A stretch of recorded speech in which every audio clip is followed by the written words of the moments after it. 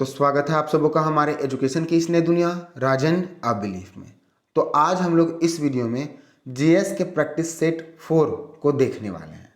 मैं आपको बता दूं कि इस प्रैक्टिस सेट का डिस्कशन आने वाले एग्जाम्स को देखकर किया जा रहा है, चाहे वो CHSL हो, MTS हो या फिर CGL ही क्यों ना हो, माने कि कोई भी एग्जाम्स हो।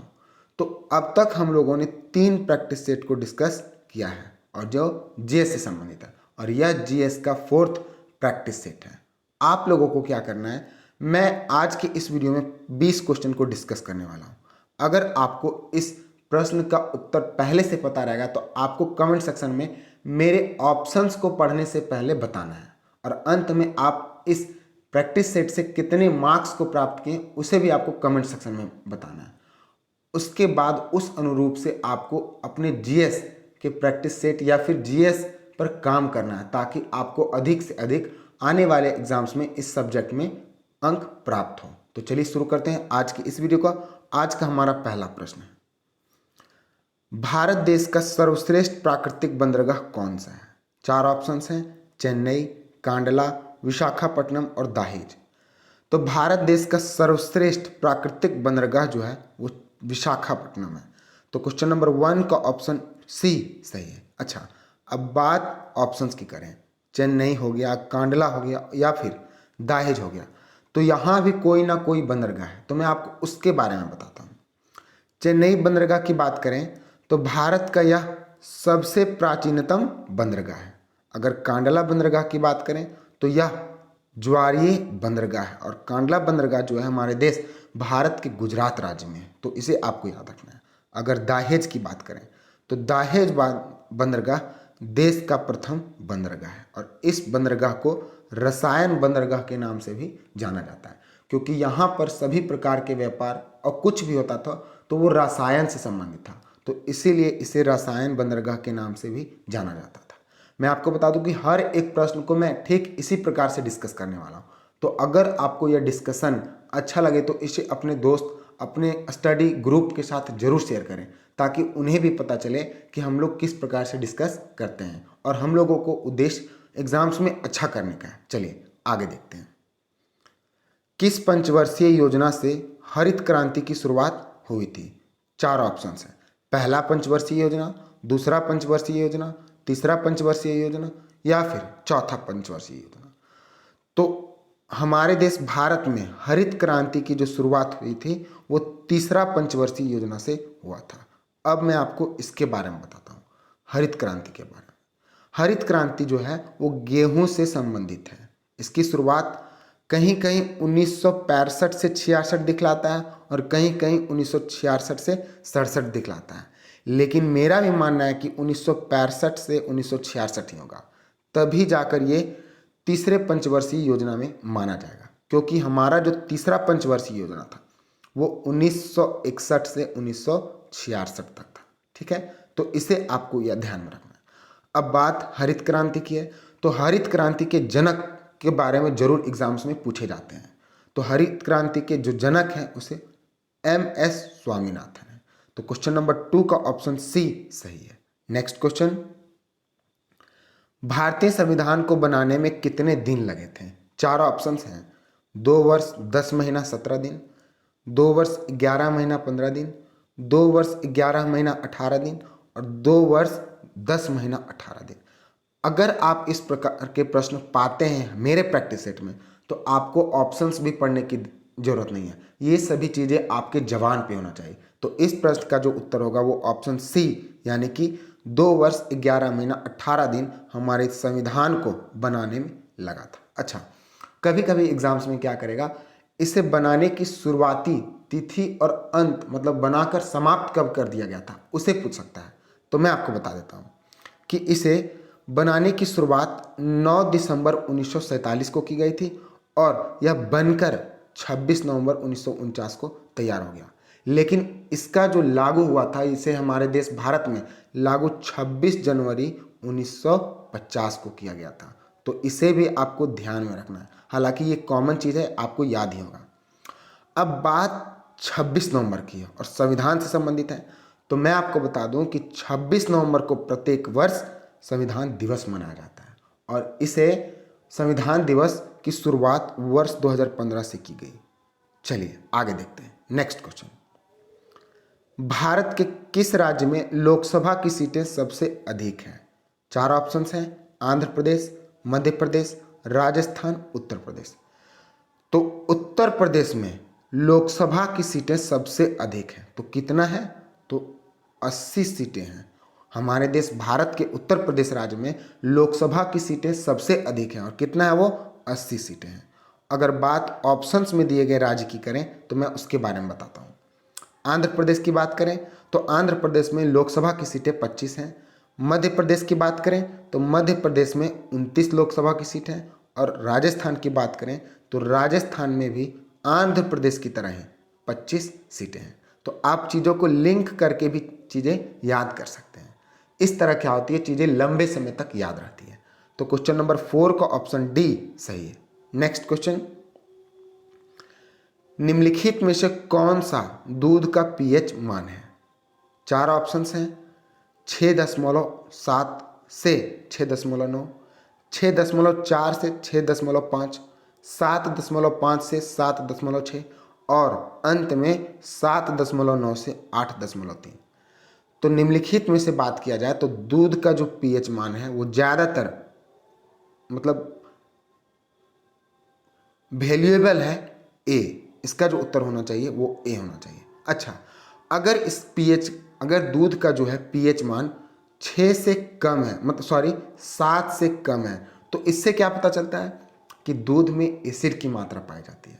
और अगर इधर रहता मतलब 7 से अधिक 14 के बीच में रहता तो इससे ये पता चलता दूध जो है वो बेस है, और 7 से कम है तो इससे पता चलता है कि दूध जो है वो एसिड है। और दूध में कौन सा एसिड पाया जाता है? Lactic acid. तो उसे भी आपको याद रखना है। तो क्वेश्चन नंबर 5 का ऑप्शन ए सही है। नेक्स्ट क्वेश्चन, वायुयान के निर्माण में किस धातु का प्रयोग किया जाता है? सेलेनियम, पैलेडियम, आयरन या फिर थोलियम? तो वायुयान के निर्माण में पैलेडियम धातु का प्रयोग किया जाता है। तो क्वेश्चन नंबर 6 का ऑप्शन बी सही है। नेक्स्ट क्वेश्चन, धान में खेरा रोग किस तत्व की कमी से होती है? 4 ऑप्शंस हैं, तांबा, बोरोन, जस्ता और पोटेशियम। तो धान में जो खैरा रोग होता है वो जो है वो जस्ता की कमी से होता है। तो क्वेश्चन नंबर 7 का ऑप्शन सी सही है। अच्छा, ऑप्शंस में 3 और तत्व दिए गए हैं, वो है तांबा, बोरोन और पोटेशियम। तो किसी किसी फसल में इन तत्वों की कमी से भी कुछ बीमारियां होती हैं, तो मैं उसके बारे में बता देता हूं, क्योंकि हो सकता है कि इससे संबंधित भी एग्जाम्स में प्रश्न पूछ सकता है। तत्वों की कमी यानी कि इन तत्व की कमी से ये रोग होती है। तांबा की कमी से नींबू में डायबैक की बीमारी होती है। बोरोन की कमी से फूलगोभी में ब्राउनिंग होती है। और पोटेशियम की कमी से लीची की पत्ती में जलन आ जाती है, यानी कि लीची की पत्ती जो है जलने लगती है। तो इसे भी आपको याद रखना है। एग्जाम्स में क्या पूछा जाएगा कुछ पता नहीं है। हम लोग एक प्रश्न को आधार बनाकर उससे संबंधित कम से कम 5 और 6 प्रश्न को रिवाइज करते हैं। तो ये हमारे लिए कुछ बहुत ही बड़ी बात है, ठीक है, क्योंकि हम लोग एक प्रश्न से 5 से 6 प्रश्न की तैयारी कर रहे हैं। नेक्स्ट क्वेश्चन, निम्नलिखित में से कौन से राज्य से कर्क होकर गुजरती है? तो ये बात भी कर्क रेखा होकर गुजरती है। तो इस प्रश्न का उत्तर तो आपको आसानी से याद होना चाहिए। 4 ऑप्शंस हैं, उत्तराखंड, तमिलनाडु, झारखंड, कर्नाटक। तो इस प्रश्न का जो उत्तर होगा वो ऑप्शन सी होगा, यानी कि निम्नलिखित में से केवल झारखंड एक ऐसा राज्य है जहां से कर्क रेखा होकर गुजरती है। अच्छा, अब बात कर्क रेखा की आ गई। तो कर्क रेखा जो है वो विश्व के उत्तरी गोलार्ध में 23.5 डिग्री वाली अक्षांश रेखा को कर्क रेखा कहते हैं। कर्क रेखा जो है वो हमारे देश भारत के 8 राज्यों से होकर गुजरती है। कौन कौन से राज्य हैं उसके बारे में मैं आपको बता देता हूं। तो 8 राज्यों से होकर गुजरती है, उसके नाम इस प्रकार हैं। पहला राजस्थान से होकर गुजरती है, दूसरा गुजरात, तीसरा छत्तीसगढ़, चौथा मध्य प्रदेश, पांचवा झारखंड, छठा पश्चिम बंगाल, सातवां त्रिपुरा और 8वां मिजोरम। तो इन 8 के 8 राज्यों का नाम आपको याद कर लेना है। हो सकता है अगली बार आपको ऑप्शंस में झारखंड ना दे करके पश्चिम बंगाल दे दे, मध्य प्रदेश दे दे, छत्तीसगढ़ दे दे, ठीक है, तो आपको किसी ना किसी रूप से तैयार रहना है। हो सकता है अगले बार पूछ दे कि निम्नलिखित में से कौन सा एक ऐसा राज्य है जिससे कर्क रेखा होकर नहीं गुजरती है, और वहां पर इन 8 राज्यों में से 3 के नाम देंगे और एक कोई दूसरा राज्य का नाम दे देगा। तो उस प्रकार से भी प्रश्न पूछा जा सकता है। चलिए आगे देखते हैं। क्वेश्चन नंबर 9, प्रायद्वीपीय भारत की दूसरी सबसे बड़ी नदी बेसिन कौन सी है? 4 ऑप्शंस हैं, गोदावरी, कृष्णा, महानदी, नर्मदा। मैं इस प्रश्न के उत्तर को बताने से पहले बता दूं, मैंने जो अभी हाल ही में CHSL के किस एग्जाम का, CHSL के प्रैक्टिस सेट को डिस्कस किया है, तो उसमें इस प्रश्न को पूछा गया है। ठीक है, उसी प्रश्न को मैं दूसरे तरीका से पूछ रहा हूं, क्योंकि हर बार प्रश्न को रिपीट नहीं बल्कि दूसरे तरीका से पूछा जाता है। तो अगर इस प्रश्न की बात करें तो प्रायद्वीपीय भारत की दूसरी सबसे बड़ी नदी बेसिन कृष्णा नदी बेसिन है। ठीक है, और अगर यहाँ पहली नदी बेसिन की बात करें प्रायद्वीपीय भारत की तो गोदावरी होगा, तीसरी नदी बेसिन की बात करें तो महानदी होगा। अच्छा, गोदावरी की बात करें तो गोदावरी जो है वो भारत की दूसरी सबसे बड़ी नदी बेसिन है और प्रायद्वीपीय भारत की पहली सबसे बड़ी नदी बेसिन है। तो CHSL में क्या पूछा गया था कि भारत की दूसरी सबसे बड़ी नदी बेसिन कौन सी है, तो उसी प्रश्न को मैं चेंज करके क्या पूछा हूं कि प्रायद्वीपीय भारत की दूसरी सबसे बड़ी नदी बेसिन कौन है।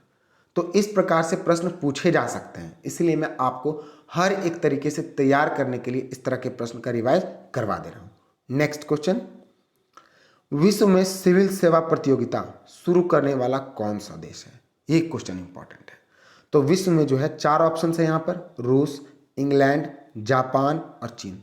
मैं आपको भारत की बात करूं तो वो तो इंग्लैंड से लिया गया था, लेकिन यहाँ पर पूछ रहा है कि विश्व में सबसे पहले सिविल सेवा प्रतियोगिता की शुरू करने का प्रावधान या फिर जो है एग्जाम शुरू किस देश के द्वारा किया गया था, तो इसका जो उत्तर होगा वो चीन होगा।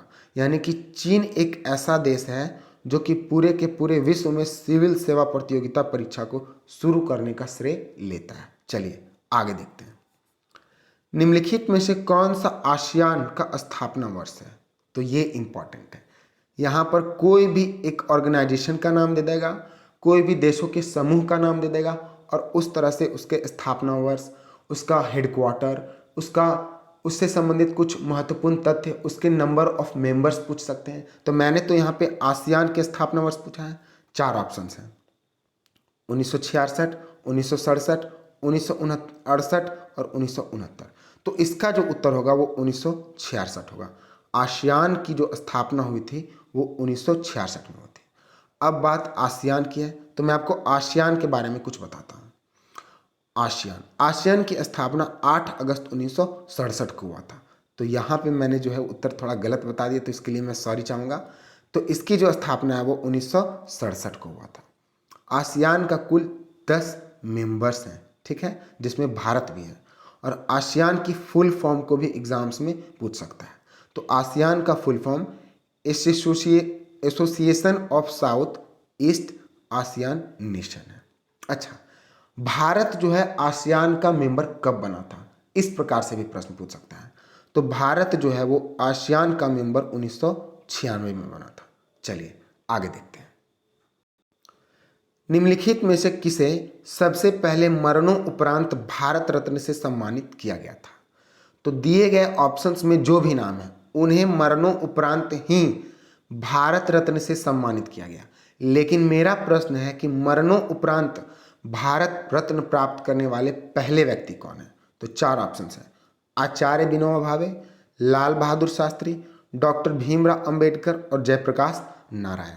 तो निम्नलिखित में से लाल बहादुर शास्त्री एक ऐसा नाम है जिन्हें भारत रत्न मरणों उपरांत सबसे पहले दिया गया था। अच्छा, इसका वर्ष भी पूछ सकता है। तो इसका जो वर्ष है वो 1966 होगा। यानी कि 1966 में लाल बहादुर शास्त्री को मरणों उपरांत भारत रत्न से सम्मानित किया गया था और ये पहले व्यक्ति थे जिन्हें मरणों उपरांत भारत रत्न से सम्मानित किया गया। तो क्वेश्चन नंबर 12 का ऑप्शन बी सही है। नेक्स्ट क्वेश्चन, राजगद्दी पर बैठने के दौरान अशोक कहाँ का राज्यपाल था? तो ये प्रश्न भी इंपॉर्टेंट है। चार ऑप्शंस हैं, काबुल, अवंती, कंधार और मकरान।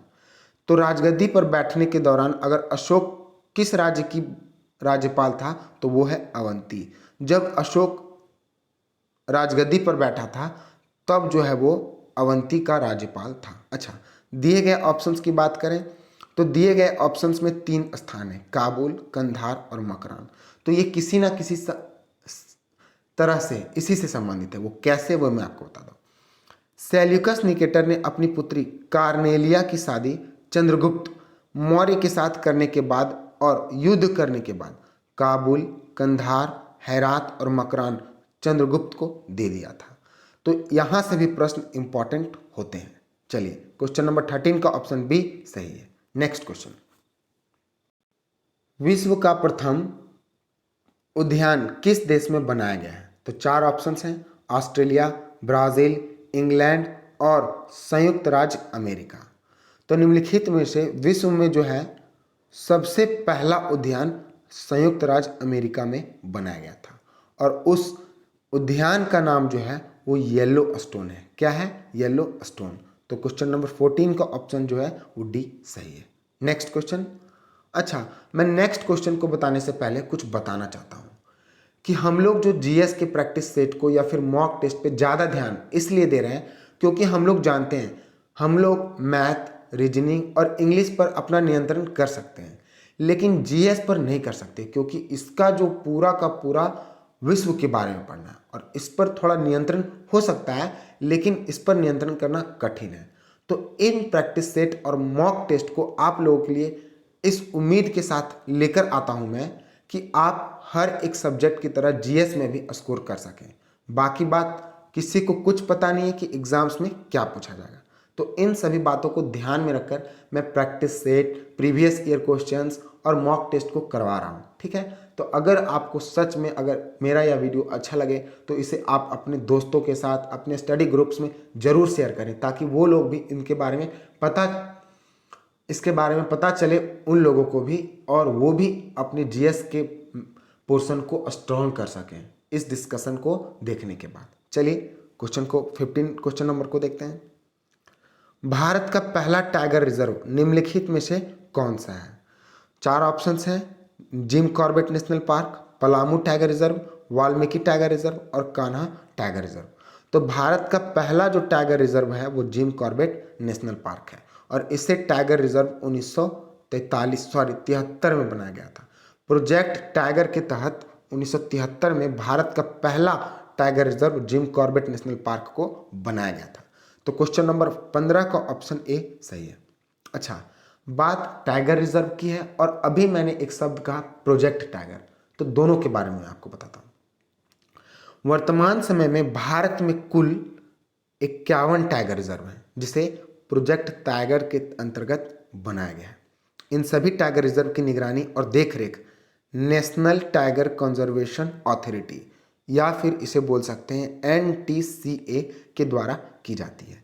तो इन सभी पॉइंट्स को भी आपको ध्यान में रखना है। अच्छा, टाइगर की बात आती है तो एक बात और, विश्व में जो है वो सबसे ज़्यादा टाइगर अभी हमारे देश भारत में है।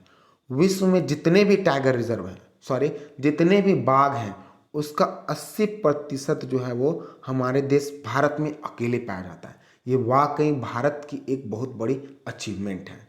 प्रयास हमेशा सफल लाती है, तो हम लोग भी प्रयास करेंगे और हम लोग सफल होंगे। नेक्स्ट क्वेश्चन, हैदर अली मैसूर का शासक कब बना था? तो हैदर अली जो है वो मैसूर का शासक 1961 में बना था। तो क्वेश्चन नंबर 16 का ऑप्शन बी सही है। हालांकि हैदर अली का मृत्यु 1782 में आंग्ल मैसूर युद्ध के दौरान हो गया था। चलिए आगे देखते हैं।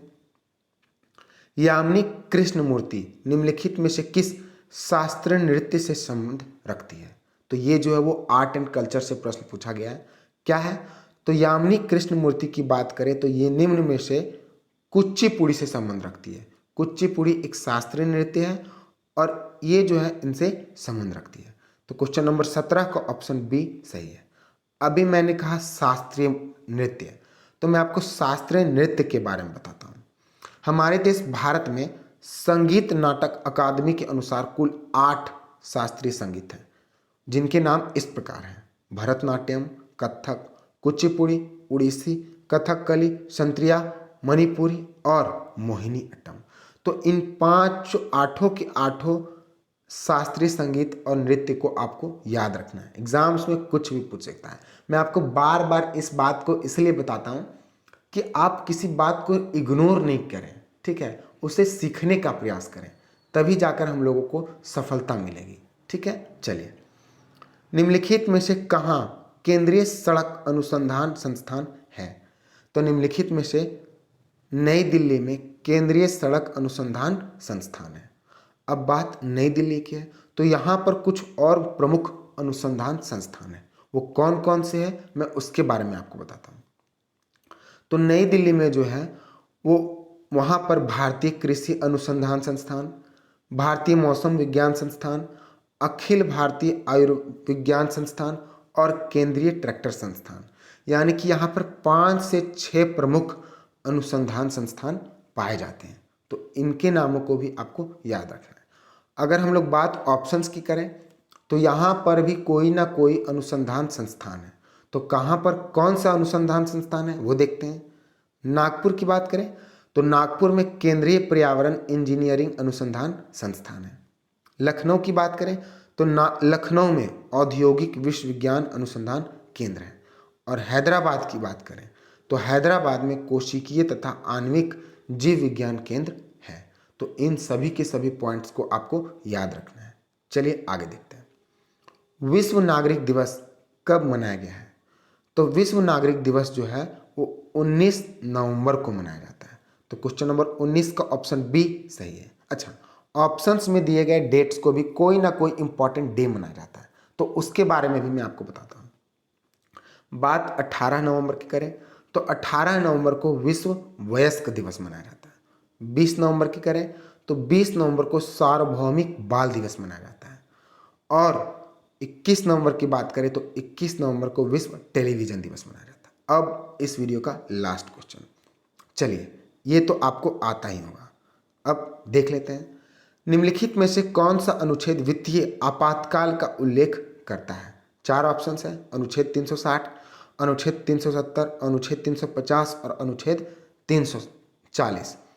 तो इसका जो उत्तर होगा वो अनुच्छेद 360 होगा। अगर वित्तीय आपात की बात करें तो उसका अनुच्छेद और उल्लेख हमारे भारतीय संविधान के अनुच्छेद 360 में किया गया है। तो यही हमारे वीडियो का लास्ट क्वेश्चन था। अब आप लोगों को क्या करना है, आप लोग कितने प्रश्न को सही सही बनाए हैं और कितने प्रश्न को गलत गलत बनाए हैं, तो आप लोग अपने मार्क्स को कमेंट सेक्शन में लिखना ना भूलें। और अगर आपको इस वीडियो के दौरान किसी भी प्रकार का गलत जानकारी दी गई है, गलती से हो सकता है, तो आप उसके बारे में जरूर बताएं। मैं अगले बार प्रयास करूंगा कि वैसा ना करूं। और मुझे आशा है और विश्वास भी है कि मेरे द्वारा आप लोगों को कोई भी गलत जानकारी नहीं दी गई है। ये सारे के सारे प्रश्न जो है वो बहुत ज़्यादा इंपॉर्टेंट है। आप इसे, अगर आप जीएस में कमज़ोर हैं या फिर वीक लगता है आपको, तो आप जरूर इस प्रश्न को देखें और हर एक प्रैक्टिस सेट को देखो। मैं जीएस के मॉक टेस्ट को, हर एक एग्जाम्स के प्रीवियस ईयर क्वेश्चन को डिस्कस करता हूं और प्रैक्टिस सेट को भी डिस्कस करता हूं, चाहे वो मैपिंग के साथ हो या फिर डिस्कशन के साथ हो। डिस्क्रिप्शन डिस्कशन करता हूं मैं। तो आप लोगों को इन सभी चीज़ों का ध्यान में रखकर आप लोग इस वीडियो को लाइक करें, शेयर करें और सब्सक्राइब तो जरूर करें अगर आप इस प्रकार के वीडियो अगली बार चाहते हैं। तो चलिए, यहीं पे हम लोग इस वीडियो को समाप्त करते हैं। All the best, good luck.